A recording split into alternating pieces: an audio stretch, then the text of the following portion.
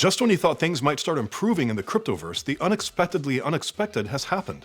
In other words, we all knew this day would come. I'm talking about FTX, or FTX, and their total collapse. FTX is a major exchange, and it seems it will be acquired by Binance, basically the biggest exchange of all. How did this happen, and what does it mean? Find out here.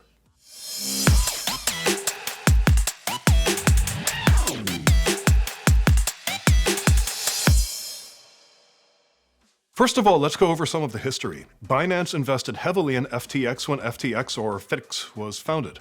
CZ Zhao, the founder of Binance, bought approximately 20% of the shares, worth $100 million in 2019.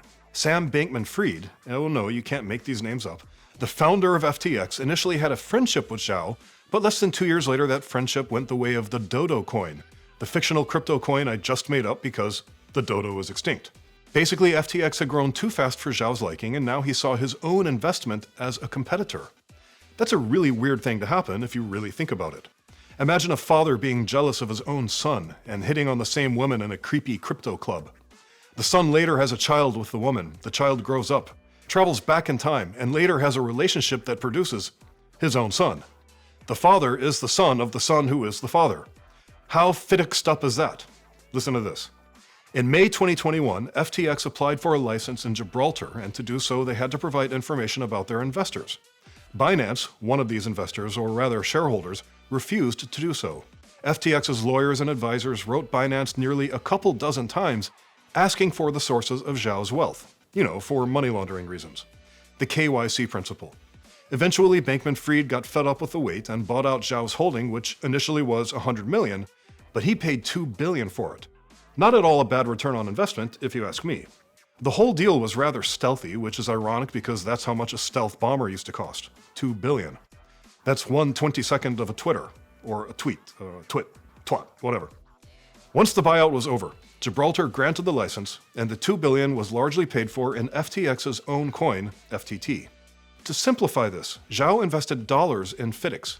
FTX returned this investment in the form of themselves, and then Zhao last week ordered Binance to sell this holding. But FTX wasn't worth its own value. Now you can see the logic behind my father-son analogy. Bankman-Fried has a trading firm called Alameda Research, which last year suffered a number of failed business dealings, including a $500 million loan agreement with Voyager Digital, not Future Digital, a now failed crypto lender. It soon filed for bankruptcy protection, and Alameda had to pay nearly $1.4 billion for its assets. Bankman-Fried tried to keep Alameda from failing, and keep in mind Alameda had nearly $15 billion in assets. He transferred $4 billion in FTX funds, including FTX's own coin, FTT, as previously mentioned, and it just gets more and more complex. To sum it up, eventually FTX's own financial health came into question. As I've mentioned many times before, economics is an emotional science. Something only has value if people feel that it has value, and people stopped feeling the value of FTX. So to put it simply, there was a classic run on the bank. People tried to withdraw $6 billion in FTT in just 72 hours, while its own value was also plummeting by 80%. Obviously, FTX was unable to pay it out. It was later revealed that Bankman-Fried had called Zhao and basically capitulated, with Zhao set to swoop in and save the day. All would be well. But as more info about FTX and Alameda's well-being came to light, Zhao announced that he was backing out of the deal, which had never officially been signed in the first place. And now we've caught up to the now. With an $8 billion gap, it's pretty obvious that FTX is bankrupt. There are also a lot of companies that had their holdings in FTX, so a domino effect is highly likely. There could be a string of bankruptcies, layoffs, lost investments, maybe even more runs on banks, as this event has sent shockwaves through the cryptoverse. Needless to say, a lot of people have lost faith not only in FTX, but crypto in general. Something about this whole thing reminds me of Enron, that major company that ceased operations 20 years ago after it turned out that basically they were committing multiple acts of fraud. The result? New legislation and regulations aimed to prevent this sort of crap from happening again. Just a few years later, the savings and loan crisis, which resulted in new legislation and regulations aimed to prevent this sort of crap from happening again.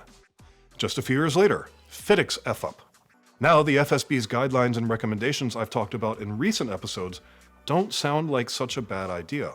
These recommendations are primarily designed to prevent this sort of crap from happening again. This episode's fact about Estonia is more of a story that shows the diversity of people here in Tallinn, the capital city.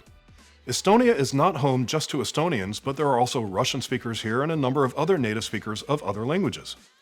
Just the other day, I was walking on a sidewalk between a park and a very busy street when I saw two young girls kicking a ball back and forth right next to traffic. I told them in Estonian, "Girls, you can't do that here." They both asked, "Why?" I told them it was because it was dangerous and they should go play in the park. Again, they asked, "Why?" I answered that one of them could fall into the street and that would be it. Again, they asked, "Why?"